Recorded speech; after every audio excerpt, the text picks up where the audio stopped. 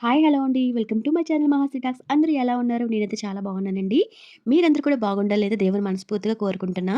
మనం ఎలాంటి ఆపదలో ఉన్నా పిలిస్తే పలుకుతారు ఆ బాబా. కుల మతాలకు సంబంధం లేకుండా ఎవరైనా సరే బాబాని పూజించవచ్చు. అంటే మనకి ఏదైనా తీరని కోరుకున్నా, ఎంత సమస్యలున్నా, ఏదైనా సమస్యలున్నా ఒక సంకల్పంతో శ్రీ సాయి దివ్య పూజ చేస్తే తప్పకుండా కోరిక అనేది నెరవేరుతుంది. అలాగే సమస్య నుండి కూడా బయటపడతాము. నేను ప్రతి సంవత్సరం కూడా పూజ చేసుకుంటూ ఉంటానండి.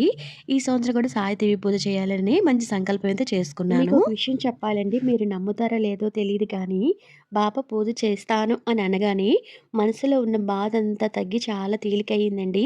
అప్పటి వరకు ఒక సమస్యతో బాధపడుతూ ఉండేదాన్ని నేను. ఏడుస్తూ ఉండేదాన్ని. బాబా పూజ చేస్తాను అనుకోగానే మనసంతా చాలా తేలిగ్గా అయితే అయిపోయింది. అలాగే శ్రీ సాయి దివ్య పూజ ఎలా చేయాలి? ఎప్పుడు చేయాలి? అలాగే ఎవరు చేయాలి?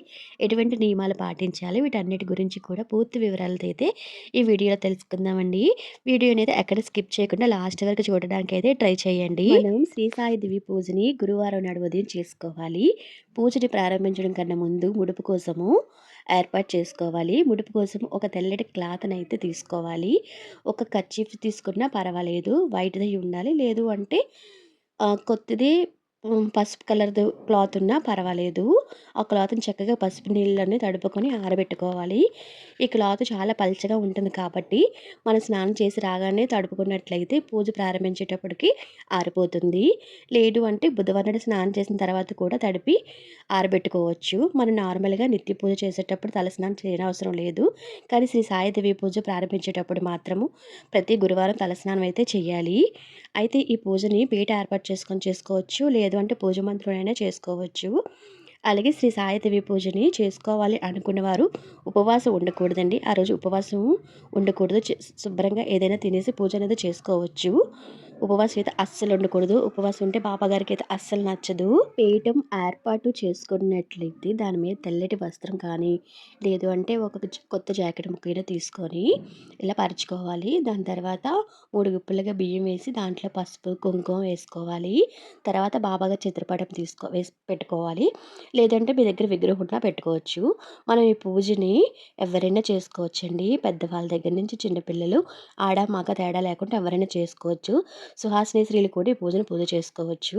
మనకి ఏదైనా తీరని కోరికలున్నా, లేదంటే సమస్యలున్నా ఆ కోరిక మీద లేదా ఆ సమస్య మీద సంకల్పం తీసుకోవాలి.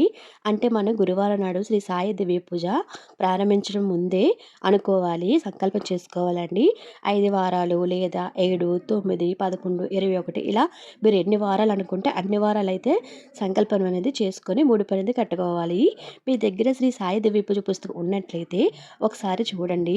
పూజ ప్రారంభించిన 1, 2 వారాల్లోనే వాళ్ళ కోరికలు నెరవేరే వాళ్ళు చాలామంది ఉన్నారు. ఈ పూజకి ఎలాంటి నియమాలు కూడా అవసరం లేదండి. ప్రశాంతంగా తినేసి కూడా పూజ అనేది చేసుకోవచ్చు. మనం ఏం పూజ చేయాలన్నా, ఏ వ్రతాలు చేయాలన్నా ముందుగా విఘ్నేశ్వరునికి అయితే పూజిస్తాం కదా! పసుపు గణపతిని గానీ, లేదంటే మీ ఇంట విగ్రహం ఉన్నా కూడా పెట్టుకొని పూజ అనేది ప్రారంభించాలి. ఈరోజు బాబా గారికి అభిషేకం చేసిన చాలా మంచిది. శ్రీ సాయి దివ్య పూజ చేసుకోవాలి అంటే మన దగ్గర తప్పనిసరిగా పూజా పుస్తకం ఉండాలండి.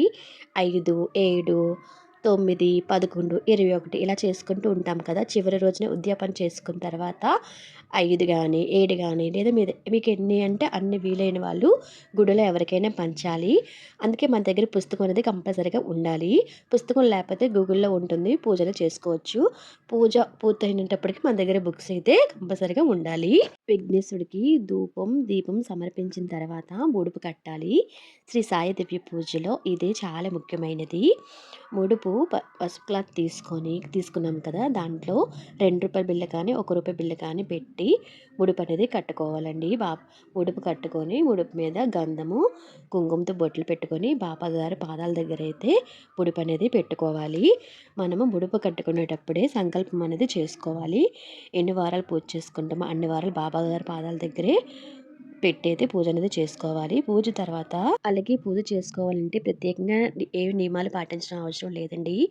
కాకపోతే పూజ చేసిన తర్వాత భోంచేసేయొచ్చు. నైట్ కూడా భోజనం అనేది చేసేయొచ్చు. కాకపోతే నాన్ వెజ్ అనేది తినకూడదు. మీరు ఏదైనా బాధతో సమస్యతో బాధపడినట్లయితే ఆ బాధను తలుచుకుంటూ బాబాగారి ఫేస్ చూస్తూ ఉండండి. మీకు వెంటనే దుఃఖం అనేది వచ్చేసింది. ఆ దుఃఖంతో పాటు మీకు ఏమైనా సమస్య ఉన్నా సరే దూరం అయిపోతుంది. అంత మహిమ అయితే ఉంటుంది. బాబాగారి ఫేస్ చూస్తూ అలాగే ప్రతి వారం వారం కూడా ఇలాగే పూజ అనేది చేసుకోవాలి.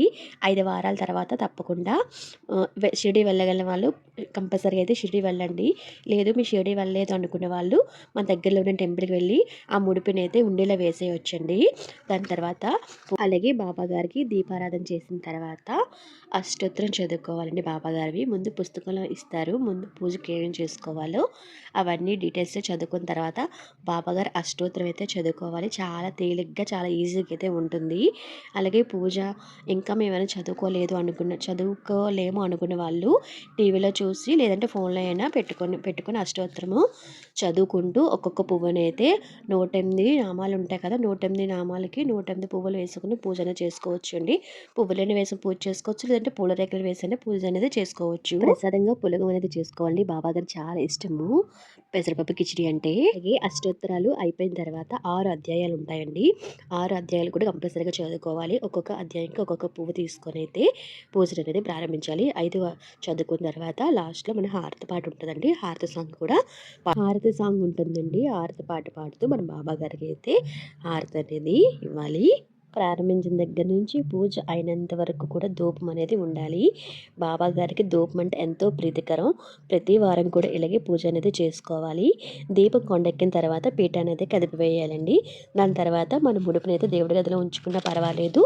లేదు అంటే మన బీరువాలో కూడా పెట్టుకోవాలండి. జాగ్రత్తగా అయితే ముడుపుననేది చూసుకోవాలి. లాస్ట్ రోజు మనం పుస్తకాలు అయితే పంచాలి అని చెప్పాను కదండి. చాలామంది అయితే కొంతమంది పుస్తకాలు తీసుకోవడానికి అయితే ఇష్టపడరు.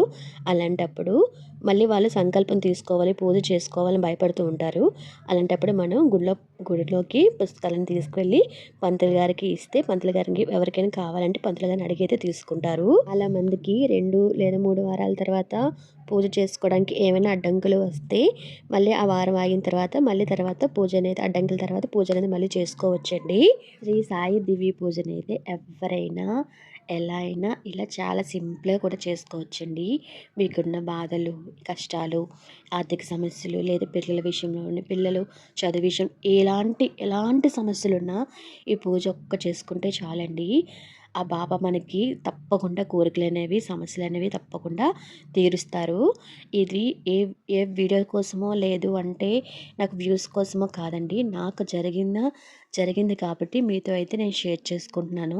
ఒక్కసారి మనసులో సంకల్పం అనేది చేసుకోండి. ఆ వెంటనే మీరు ఒక మంచి అద్భుతం అనేది చూస్తారు. ఈ సాయి దివ్య పూజ ఉదయం చేసుకున్నా పర్వాలేదండి. వీలవ్వలేని వాళ్ళు సాయంత్రం తలస్నానం చేసుకొని పూజ చేసుకున్నా చాలా మంచిది. అలాగే పూజ విషయంలో ఇంకేమైనా మీకు డౌట్స్ ఉంటే నాకు కామెంట్ సెక్షన్‌లో అడగండి. నేనైతే తప్పకుండా మీకు ఆన్సర్ అయితే ఇస్తాను. అలాగే పూజ విషయంలో నేను ఇంకేమైనా చేయాలనుకుంటే అలా అయినా కామెంట్ చేయండి. వీడియో కనుక మీకు నచ్చినట్లయితే సబ్స్క్రైబ్ చేసుకోండి. అలా మీ ఫ్రెండ్స్ ఎవరికి వీడియో అనేది షేర్ చేయండి. మీ ద్వారా వాళ్ళకి షేర్ అయితే ఈ పూజ మరి కొంతమంది చేసుకుంటారు. మరొక మంచి వీడియోతో మళ్ళీ కలుద్దాం. అంతవరకు బాయ్ బాయ్.